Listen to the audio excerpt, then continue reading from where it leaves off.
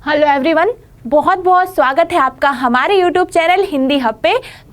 बहुत सारे बच्चों के बोर्ड एग्जाम्स भी आने वाले हैं, तो आज की वीडियो में हम एक ऐसा इंपॉर्टेंट टॉपिक पढ़ेंगे जो बच्चों के एग्जाम्स में आता ही आता है, यानी कि वो टॉपिक होगा आपका विज्ञापन लेखन। ठीक है, याद रखना, अगर आप एग्जाम दे रहे हैं तो आपको हमेशा ही पूछा जाएगा कि विज्ञापन को लिखिए। आपको कोई विषय दिया होगा, ठीक है, एग्जाम में ध्यान देना कि आप लोगों को कोई विषय दिया होगा, आपको उस विषय पे एक बहुत ही प्रभावशाली विज्ञापन लिखना होगा। तो मेरी एक रिक्वेस्ट है कि वीडियो को शुरू से लेके एंड तक पूरा देखें, साथ ही साथ हमारे चैनल को लाइक करें, सब्सक्राइब करें और मुझे कमेंट बॉक्स में बताएं कि आपको और कौन कौन से टॉपिक्स पढ़ने हैं। ठीक है, तो चलिए स्टार्ट करते हैं। सबसे पहले हम जानते हैं कि विज्ञापन होते क्या है। आप सभी लोगों ने देखा होगा एडवर्टाइजमेंट, विज्ञापन को हम इंग्लिश में कहते हैं एडवर्टाइजमेंट। तो सभी लोगों ने देखा होगा कि बहुत सारी जगहों पे अलग अलग चीजों की एड्स चलती हैं, उनके विज्ञापन चलते हैं, तो वही कहलाते क्या हैं, अब हम ये जानेंगे। तो लिखा है कि किसी भी सामान या सेवा को बेचने अथवा उसकी जानकारी को लोगों तक प्रस्तुत करना जिससे वह और ज्यादा आकर्षक लगे, वो कहलाता है विज्ञापन। यानी कि अगर हम कोई एक नया बिजनेस शुरू कर रहे हैं तो अगर हम उसका विज्ञापन चलाएंगे, उसकी एड चलाएंगे, तो उससे क्या होगा, तो वो ज्यादा से ज्यादा लोगों तक पहुंचेगी। ठीक है, और हमें उस एड को, उस विज्ञापन को ऐसा बनाना है कि जिससे वो बहुत ज्यादा आकर्षक लगे।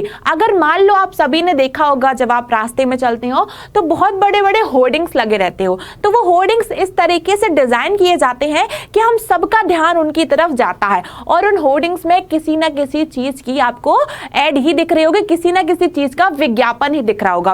अब आपके दिमाग में आया होगा कि इस विज्ञापन का हमारे एग्जाम से क्या लेना देना। तो बच्चों याद रखना कि आपके एग्जाम्स में हमेशा विज्ञापन लेखन पूछा ही पूछा जाता है। ठीक है, तो आपको उसमें बताना है एक बहुत ही आकर्षक विज्ञापन लिखना। तो आज के इस वीडियो में हम जानेंगे कि हम कैसे एक नया और एक अच्छा और एक प्रभावशाली विज्ञापन लिखें। चलिए तो शुरुआत करते हैं, जानेंगे कि सबसे पहले विज्ञापन लेखन का उद्देश्य क्या होता है। अगर हम कोई विज्ञापन लिख रहे हैं, अगर कोई ऐड बना रहे हैं, तो सबसे पहले उसका उद्देश्य जानना बहुत जरूरी है कि आखिर विज्ञापन का उद्देश्य क्या है। तो लिखा है वस्तुओं और सेवाओं की सूचना देना। ठीक है, तो विज्ञापन की सहायता से हम क्या करते हैं, हम अब जो वस्तुएं हैं और हमारी क्या क्या सेवाएं हैं, आप लोगों को क्या क्या सुविधा मुहैया करवाने वाले हैं, तो इन सब की बातों का विवरण देना ही हमारे विज्ञापन का उद्देश्य होता है। फिर लिखा है उन सभी संदेशों का एक अंश प्रस्तुत करना जो उपभोक्ता पर प्रभाव डाले। उपभोक्ता यानी कि जो इंसान जो उस चीज का उपभोग कर रहा है। तो इसमें बताया गया है कि विज्ञापन का उद्देश्य होता है कि उन सभी बातों पर अंश डालें, यानी कि एक नजर डालें जिससे जो उपभोक्ता है उसका इन सब पर इम्प्रेस पड़े, उसका प्रभाव पड़े। याद रखना, आपको विज्ञापन लेखन पेपर में आता ही आता है। अब आपको पता होना चाहिए कि विज्ञापन लेखन का उद्देश्य क्या है।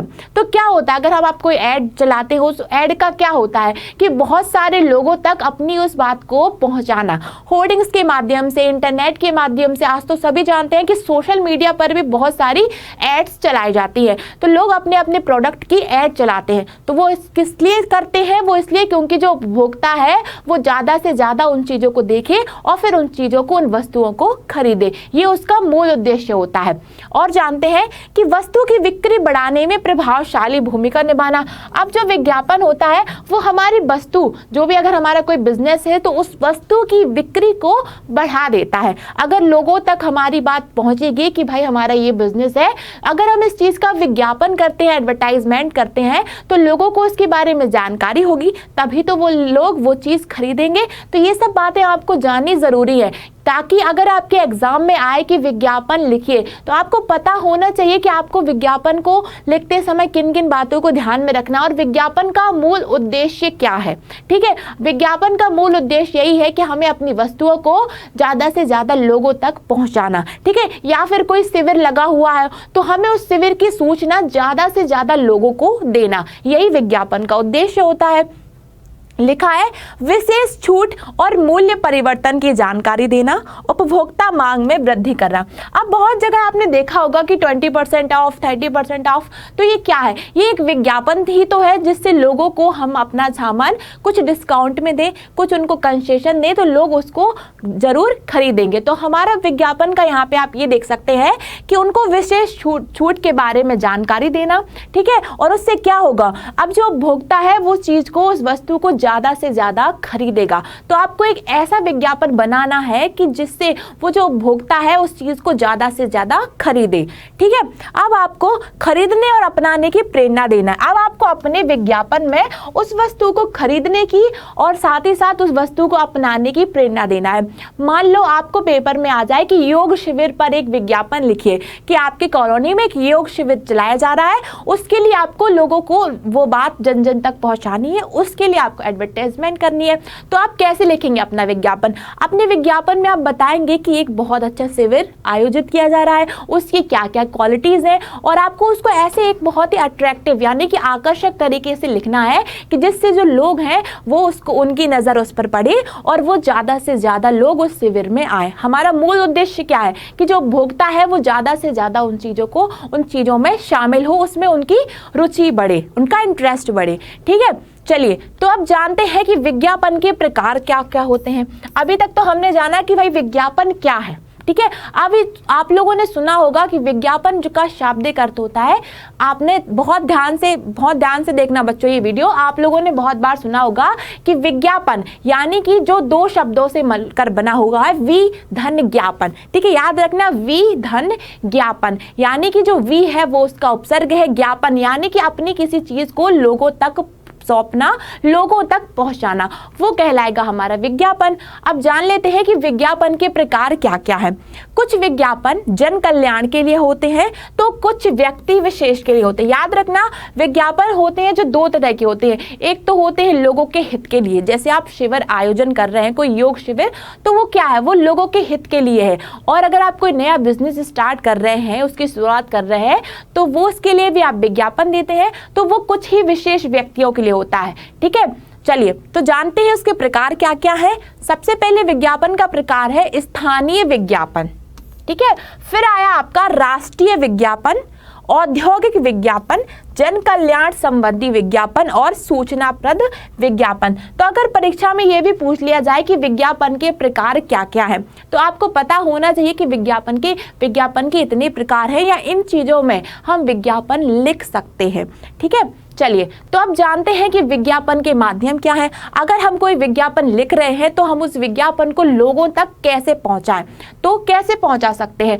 समाचार पत्र के माध्यम से। सभी लोग उठ के घरों में सुबह सबसे पहले न्यूज़पेपर पढ़ते हैं, तो अगर आपने अपने विज्ञापन को न्यूज़पेपर में छपवाया तो ज़्यादा से ज़्यादा लोगों को उसकी सूचना मिलेगी, तो उससे क्या होगा, उससे आपका फायदा होगा।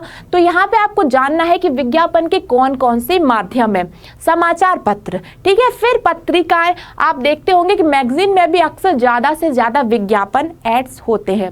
फिर रेडियो यानी कि जो विज्ञापन का एक श्रव्य माध्यम है। अगर आप देखते हैं कि आप समाचार पत्र कैसा माध्यम होगा, समाचार पत्र होगा दृश्य माध्यम, यानी कि आप उस विज्ञापन को देख सकते हैं, ठीक है। लेकिन जो रेडियो है, रेडियो होगा आपका श्रव्य माध्यम, यानी कि आप उस विज्ञापन के बारे में सिर्फ सुन सकते हैं। लेकिन रेडियो भी एक विज्ञापन का माध्यम है, आप अपनी बातों को लोगों तक रेडियो की सहायता से भी तो पहुंचा सकते हैं, ठीक है। फिर आया आपका टेलीविजन में तो बहुत सारी एड्स भी आती हैं, सभी देखते हैं कि अगर कोई एक फिल्म आ रही होगी, कुछ भी आ रहा होगा, तो उसमें ज्यादा से ज्यादा विज्ञापन दिखाए जाते हैं, ज्यादा से ज्यादा उसमें एडवर्टाइजमेंट दिखाई जाती है। तो सबसे अच्छा माध्यम अगर कहा जाए विज्ञापन का तो वो होता है टेलीविजन। देखते हैं हम लोग टेलीविजन देखते हैं, किसी क्रीम की ऐड आ रही होती है तो सबसे पहले हमारा दिमाग वो चीज जल्दी से देख लेता है कि इस चीज में इसकी ये खासियत है, तो अब तो भाई हमें ये चीज लेनी ही लेनी है। तो विज्ञापन का मूल उद्देश्य यही होता है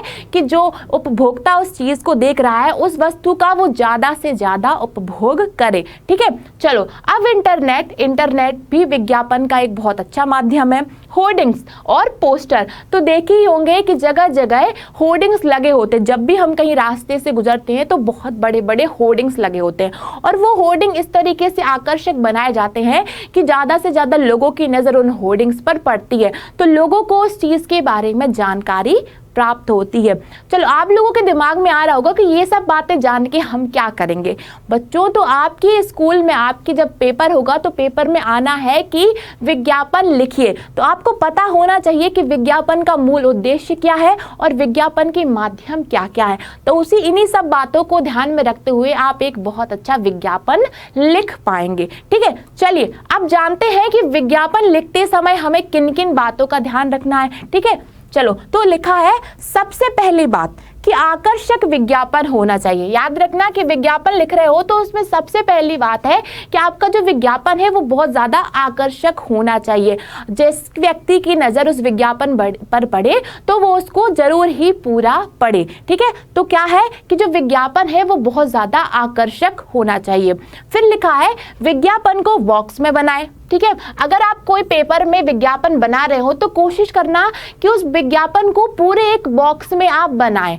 ठीक है, फिर है उसमें विषय से संबंधित चित्र का प्रयोग करें और इससे उसमें खूबसूरती बढ़ जाती है कि अगर आप जिस भी चीज़ का विज्ञापन कर रहे हैं, अगर आप अपने विज्ञापन में उस वस्तु का एक चित्र लगाते हैं, उसकी एक पिक्चर लगाते हैं तो इससे वो और ज़्यादा अच्छी लगने लगती है।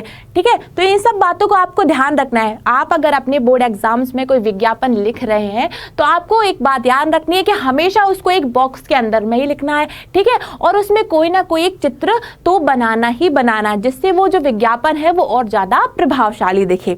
ठीक है, अब है कोशिश करें कि कम शब्दों में ज्यादा से ज्यादा बातें बताएं और याद रखना कि आपका जो विज्ञापन होगा वो बहुत ज्यादा विस्तृत नहीं होगा, यानी कि ऐसा विज्ञापन रखो जो कम शब्द हो लेकिन वो और ज्यादा आकर्षक हो। तो हमेशा कोशिश करना कि जब विज्ञापन लिखो तो बहुत ही कम शब्दों का और सटीक शब्दों का प्रयोग करो।